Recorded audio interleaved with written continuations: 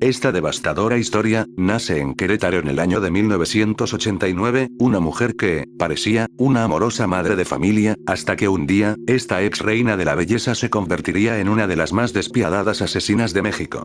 La responsable de este espantoso hecho fue la señora Claudia Mijangos Arsac, originaria de Mazatlán, en el estado de Sinaloa.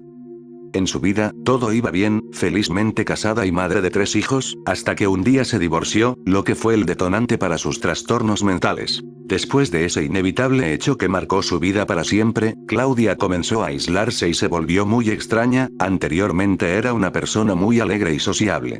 Después de su divorcio se quedó sola a cargo de sus 3 hijos. Claudia María de 11 años, Ana Belén de 9 años, y Alfredo Antonio de 6 años, ellos se encontraban en ese entonces en la escuela.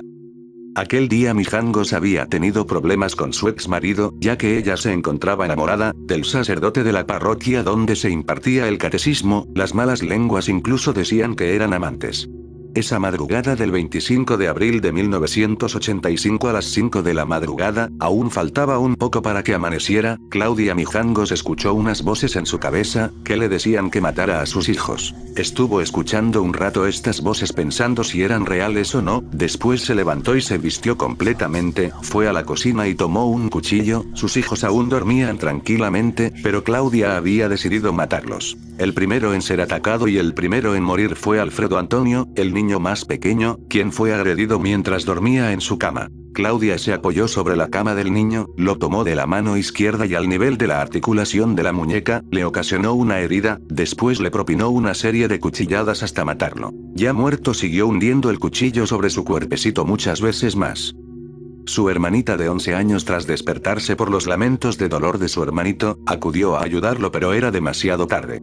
La madre tomó de nuevo el cuchillo y se le fue encima para darle 6 puñaladas, pero la niña seguía viva, y como pudo con sus pulmones perforados le decía: "No mamá, no lo hagas". Moribunda alcanzó a bajar las escaleras, para después caer desmayada boca arriba. La siguiente víctima fue su hija de 9 años, Mijangos tomó el cuchillo y la apuñaló en el corazón. Todo este terror aún no era suficiente para Mijangos, pues regresó por su hija desmayada en la primera planta de la casa, para volver a apuñalarla hasta matarla. Esa misma noche Claudia Mijangos trató de suicidarse cortándose las muñecas y el pecho, pero no lo consiguió. Al día siguiente por la mañana una de las vecinas fue a la casa de Claudia para visitarle, tocó la puerta varias veces, y al no ver respuesta tuvo que abrir la puerta a la fuerza. Entró a la casa para darse cuenta de la terrible tragedia. Esta persona avisó a las autoridades correspondientes. Ese mismo día fue detenida Claudia Mijangos, por el delito de homicidio perpetrado a sus hijos. Las autoridades determinaron que Mijangos padecía esquizofrenia, y fue la única autora de este brutal crimen. Este homicidio puso de luto a México, y Mijangos fue llamada la Hiena de Querétaro. Claudia Mijangos fue recluida a penal y al mismo tiempo internada en el psiquiátrico del Cerezo. Hasta la fecha sigue recluida en el penal, ningún familiar en todo este tiempo la ha visitado. Respecto a la casa, quedó en total abandono, nadie la reclamó. Lamentablemente muchas de las veces cuando una persona muere de una manera violenta o inesperada, para su alma no es fácil encontrar la paz, y su espíritu se queda atrapado en nuestro mundo, aunque ya no pertenezca a él. Gran cantidad de gente que vive por los alrededores comentan que se aparecen en determinadas fechas del año, los fantasmas de los niños asesinados en esa casa.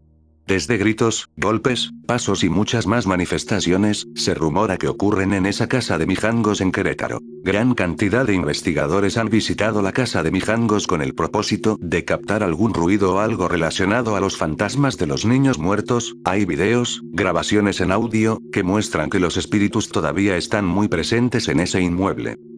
A pesar de que se han transcurrido ya 30 años, los medios volvieron a retomar la historia ya que la llamada Guina de Querétaro está por salir de la cárcel o del centro psiquiátrico de Tepepan, en la Ciudad de México. Al acercarse su liberación, los queretanos se muestran intranquilos por la latente posibilidad del regreso a las calles de una de las asesinas más famosas.